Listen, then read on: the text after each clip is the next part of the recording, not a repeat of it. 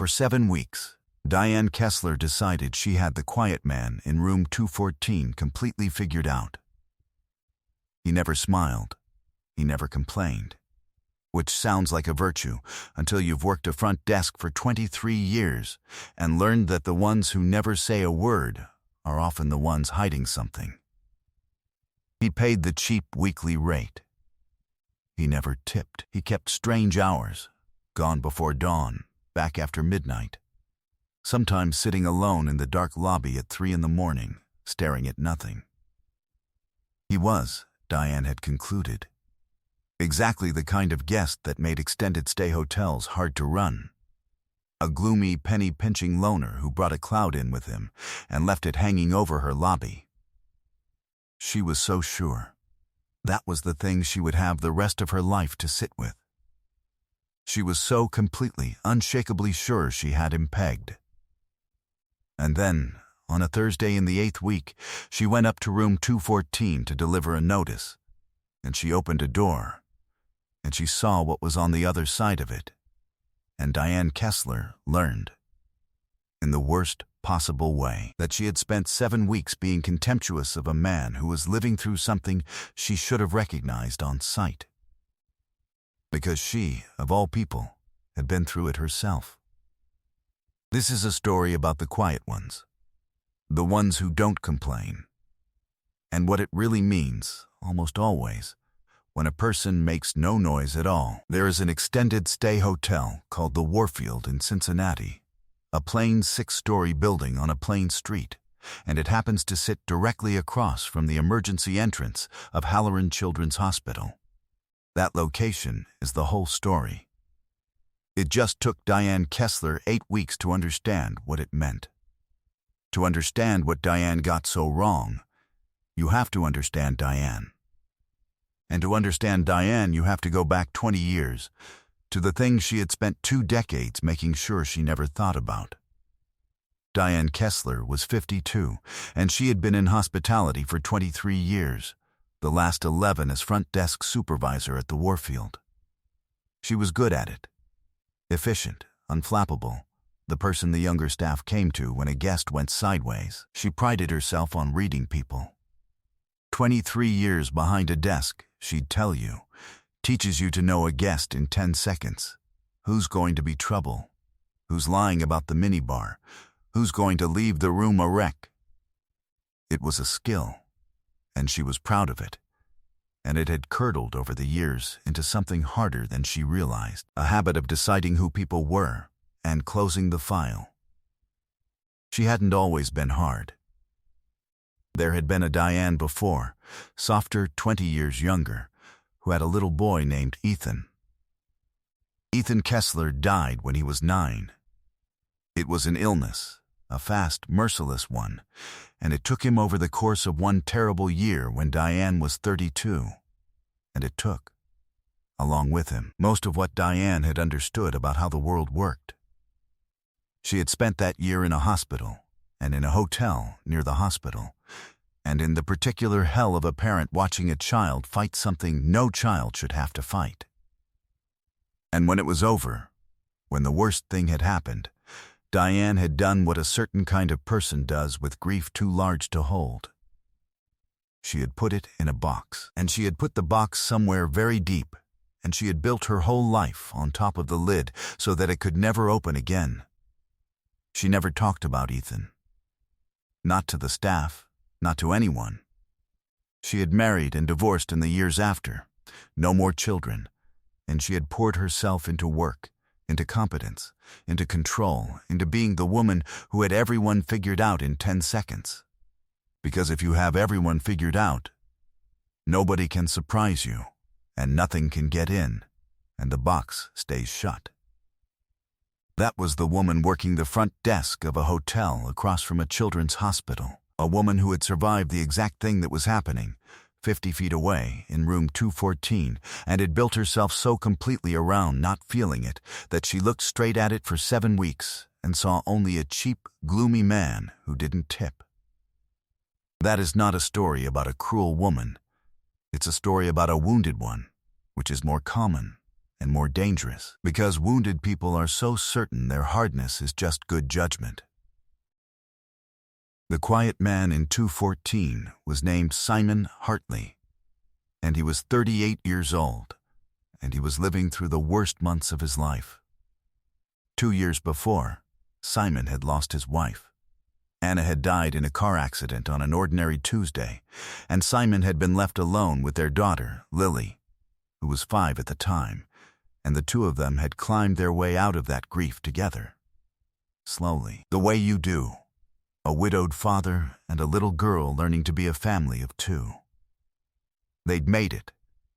They'd found their feet. Simon had a small life 2 hours south of Cincinnati, a job at a hardware distributor, a rented house, a daughter who was funny and fierce and drew him a picture every single day and taped it to the refrigerator. And then, that spring, Lily got sick. And the word the doctors used was leukemia, and the place they sent her was Halloran Children's Hospital in Cincinnati, and the treatment was going to take months, and it was going to happen 2 hours from everything Simon and Lily knew. So Simon did what a father does.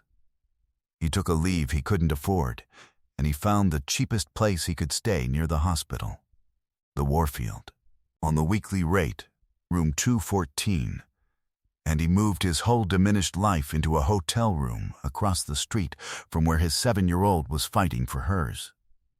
Everything Diane had noticed was true, and every single thing she had concluded from it was wrong. He never complained, because when your child is across the street in a hospital bed, a hotel is just a place to not sleep. And there is nothing to complain about that matters at all. He paid the cheap rate and never tipped, because he was watching his savings drain toward zero. The leave, the bills, the parking at the hospital that cost more than the room. He kept strange hours because he spent every hour the hospital allowed at Lily's bedside and came back only to shower and lie awake. And the nights he sat alone in the dark lobby at 3 a.m, those were the nights something had gone wrong across the street. A fever, a bad count, a scare. And he couldn't be in the room and couldn't be in the hospital and had nowhere in the world to put himself. Diane saw a gloomy loner. What was actually sitting in her lobby at 3 a.m. was a widowed father, 50 feet from his dying child, entirely alone in a strange city, holding himself together with nothing but will. He never told anyone. That was Simon. He was a private man and a proud one, and he had learned in 2 years of grief that people don't really know what to do with the size of your pain, so it's kinder to everyone to carry it quietly.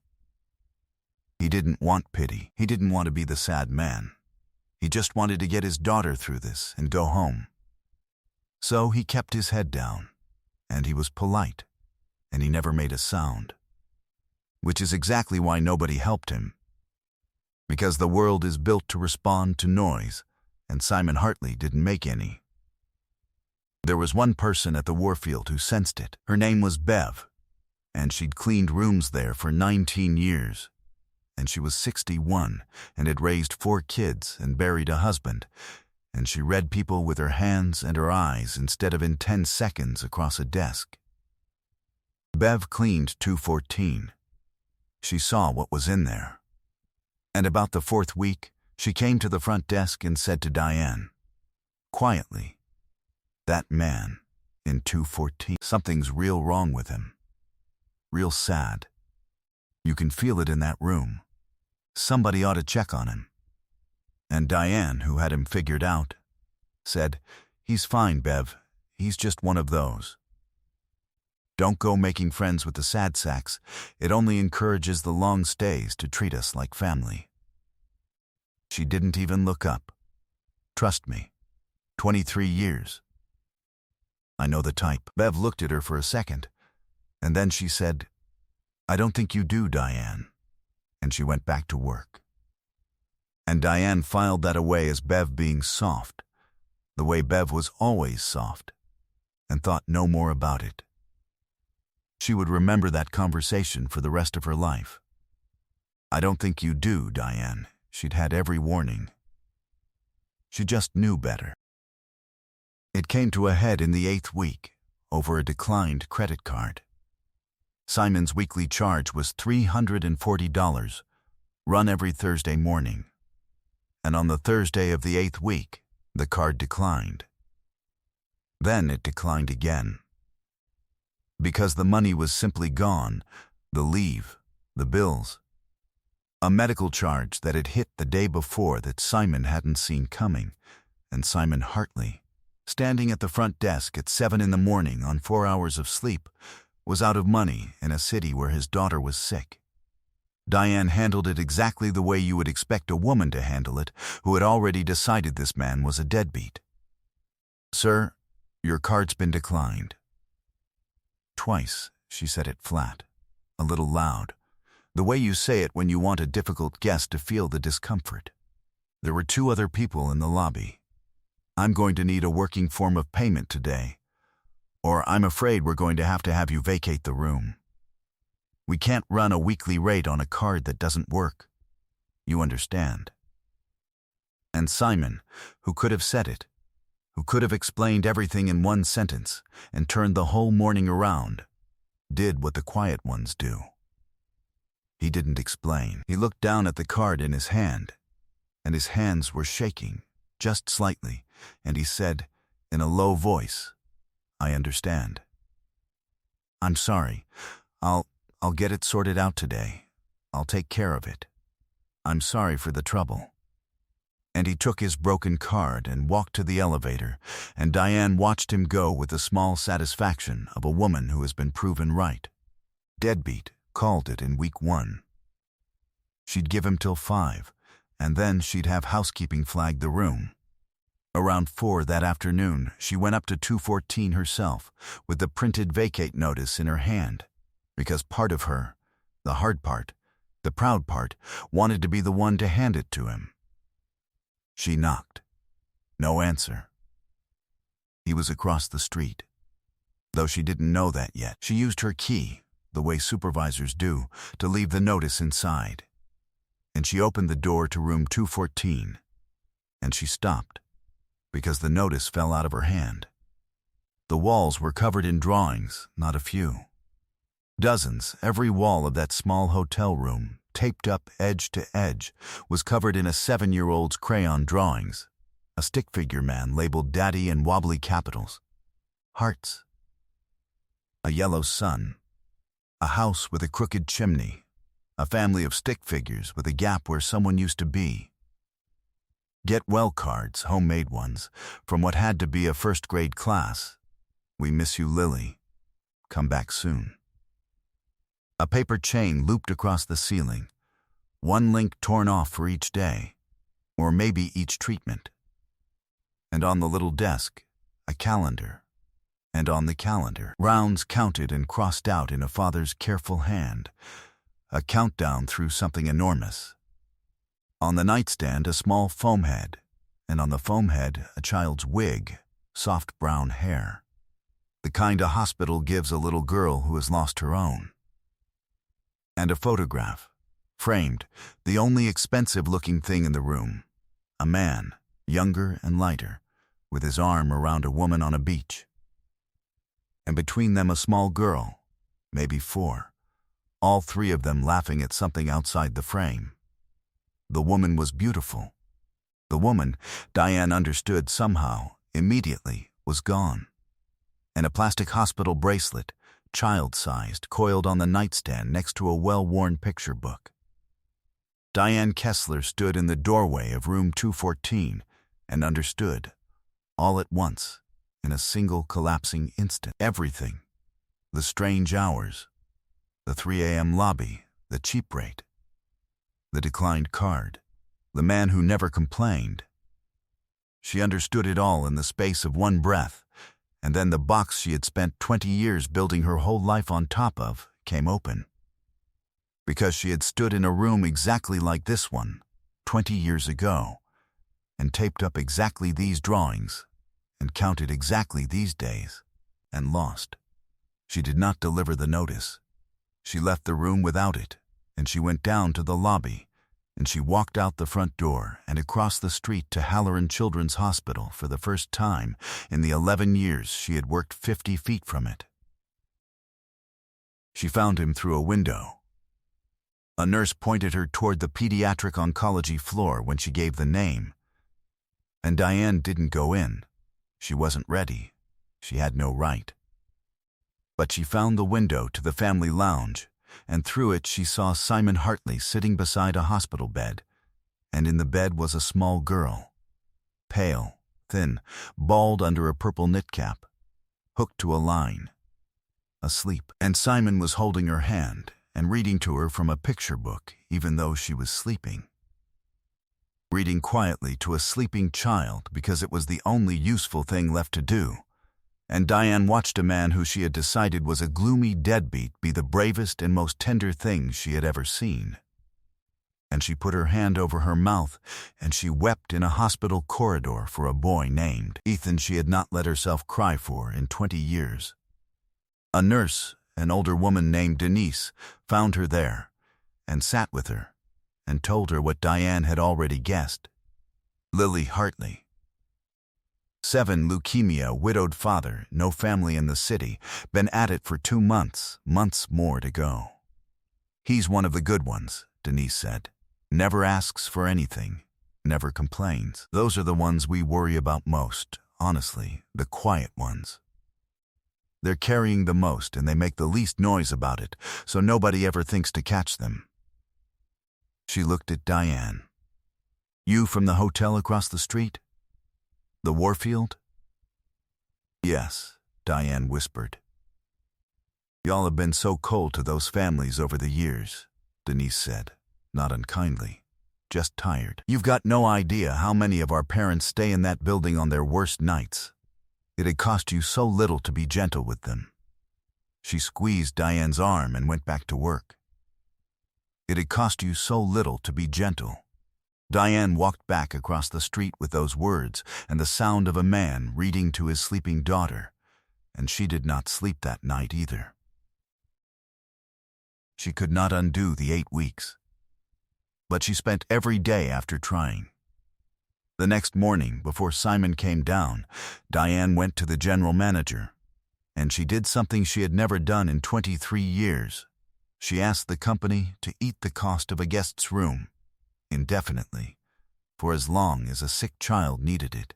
And when the GM hesitated, Diane, who had never once in 11 years raised her voice in that office, told him about room 214, and about the drawings, and about the wig on the foam head, and then she told him about Ethan, out loud for the first time in 20 years, and the GM, who had a daughter of his own, said yes.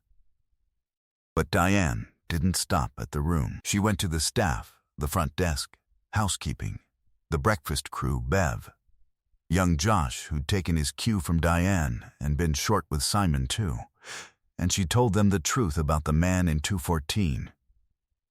And something moved through that hotel that had never moved through it before.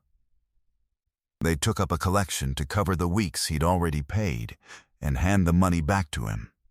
Bev and the housekeepers quietly restocked his room with real food instead of the vending machine he'd been living on. The breakfast crew started packing him a second breakfast, wrapped, for later, for Lily's room. Everyone understood without saying it. And Diane herself waited up for the 3 a.m. nights, on the bad nights, when Simon came drifting into the dark lobby with nowhere to put himself. He was no longer alone, because a 52-year-old woman who understood exactly what those nights were would be there, with coffee, not saying much, just being a person in the room so he didn't have to fall through the dark by himself. She never told him at first why she understood. She just stayed. The reveal, for Simon, of what had happened, that the cold hotel had turned overnight into something like family, undid him. He tried to refuse it, the way proud men do. Diane wouldn't let him, and one night, in the dark lobby at 3 a.m., he finally asked her the question. Why are you doing all this? Why do you understand this? I can tell. You understand it. How? And Diane Kessler, who had kept the box shut for 20 years, opened it the rest of the way. I had a son, she said. Ethan, he got sick when he was 9. I taped up his drawings in a room just like yours, in a hotel just like this one, across from a hospital just like that one. Her voice was steady in a way that surprised her. He didn't make it, Simon. That was 20 years ago, and I have spent 20 years being so hard, so sure I had everybody figured out, so I'd never have to feel it again. And then you moved into 214, carrying the exact thing I carried, and I looked right at you for 8 weeks and called you a deadbeat. Because feeling for you would have meant feeling for him. And I couldn't. She took his hand. So I'm not doing you a kindness. You're doing me one. You cracked me back open. I've got my boy back. A little because of you. I get to love a kid through this again. Let me. Please. Simon Hartley held the hand of a stranger who had been cruel to him and had turned out to be the one person in the city who understood. And the two of them sat in the dark lobby and grieved and hoped together, which is the only way anyone gets through anything. Here is what happened after. Lily Hartley fought for 4 more months. It was not a straight line. Nothing about it was ever a straight line. There were terrible weeks and small victories and one stretch in the fall that Diane will not talk about. But that fierce, funny little girl fought, and the doctors at Halloran were very good. And just before Christmas, the word they had all been holding their breath for finally came. Remission. She rang the bell on the oncology floor, the bell they let the kids ring when treatment ends, and the entire staff of the Warfield Extended Stay was there, across the street from their own hotel for the first time, crowded into a hospital corridor in their work uniforms, crying and cheering for a little girl in a purple cap who half of them had never met but all of them had been feeding and praying for months. Simon and Lily went home 2 hours south not long after. But they were not the same family that had checked into 214, and neither was the hotel they left behind. Lily calls Diane Grandma D now. She's 11. She's healthy. Years clear. Every summer, Simon drives her up to Cincinnati, and they stay at the Warfield, in a nice room this time, comped forever by a GM who insists on it. And Lily runs the front desk and helps Bev fold towels and eats a second breakfast for later with the crew who fed her father through the worst year of his life. And the Warfield changed. Permanently. Diane started it. It's called the Halloran Program now. Every family staying at the Warfield because of a child across the street gets a deep discount. A stocked room, a packed second breakfast, and a front desk that has been trained, personally by Diane Kessler, to watch for the quiet ones. To assume the guest who never complains is carrying something enormous. To be gentle first and ask questions never. Diane trains every new hire the same way, and she always tells them about Ethan now, by name, because she decided she was done keeping him in a box. Saying his name, she says, is the least she can do for the boy who taught her what those rooms mean, and for the man in 214 who gave her back the ability to feel it. Bev still cleans rooms there. She never once said I told you so. She didn't have to. That's the part I keep coming back to. I've told this story a number of times, and it always gets filed under the same easy lesson, the one that's right there in the title. Never judge the quiet guest. You never know who they might be. And people nod, because it sounds like wisdom. But I want to be careful with that lesson, because I think the easy version of it is actually a little poisonous. And this story is really about why. The easy version says, be nice to the quiet ones, because they might be somebody. They might be rich. They might be important. They might be in a position to reward you or ruin you, so you'd better be careful. It's a warning dressed up as kindness, And it's really just self-interest with good manners. Be decent as insurance, in case the nobody turns out to be a somebody. But Simon Hartley wasn't a somebody. That's the whole point of him. He had no money. He was going broke. He had no power. He couldn't have rewarded Diane or ruined her if he'd wanted to. He was, by every measure the world uses to decide who matters, a nobody. A cheap, gloomy, long-stay nobody in room 214. And the reason Diane was wrong to judge him had nothing to do with what he might turn out to be. It had to do with what he already was, right there in front of her, if she'd only had eyes soft enough to see it. A human being carrying something almost too heavy to carry, in complete silence. Because that's what the quiet ones do. That's the real lesson, and it's harder than the easy one. The quiet ones aren't quiet because they're humble billionaires waiting to surprise you. They're quiet because quiet is what the heaviest pain looks like from the outside. The person who complains about the towels is fine, I promise you. The complainer is fine. It's the one who says nothing at all, who never asks for a thing, who sits alone in the lobby at 3 a.m. and makes no sound. That's the one who's drowning. Pain doesn't shout. Pain, past a certain depth, goes completely silent. And a world that only responds to noise walks right past the people who need it most, every single day. So here's what I'll leave you with. Forget who the quiet person might turn out to be.